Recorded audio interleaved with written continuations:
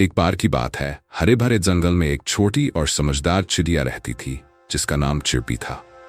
चिरपी आकार में छोटी थी लेकिन बहुत चालाक और दयालु थी। जंगल के सभी जानवर उसकी समझदारी और मदद करने वाले स्वभाव की तारीफ करते थे। एक दिन चिरपी अपना घोंसला बनाने के लिए टहनियां जमा कर रही थी। तभी उसने पेड़ के नीचे एक बड़ा और चमकीला रोटी का टुकड़ा देखा। उसका दिल खुशी से भर गया। उसने सोचा, वाह, ये तो मेरे लिए किसी तोहफे से कम नहीं। वह खुशी खुशी उड़कर उसके पास गई और उसे उठाने की कोशिश करने लगी। उसकी आंखों में उत्साह चमक रहा था। जैसे ही उसने रोटी का टुकड़ा चोंच में लिया, गिलहरी, जिसका नाम नटी था, दौड़ती हुई आई। नटी के चेहरे पर घबराहट साफ दिख रही थी। चिरपी, रुक जाओ, नटी ने लगभग चिल्लाते हुए कहा। मैंने देखा था कि इंसानों ने ये रोटी यहाँ फेंकी थी। हो सकता है इसमें जहर हो जो हमारे लिए खतरनाक हो। नटी की आवाज में चिंता थी। चिरपी रुक गई। उसकी खुशी अचानक चिंता में बदल गई। उसने नटी से पूछा, तुम्हें कैसे पता कि ये खतरनाक है? उसकी आवाज में एक हल्की घबराहट थी। नटी ने पास की जगह की ओर इशारा किया जहाँ कुछ चींटियां रोटी के टुकड़ों पर जमा थी।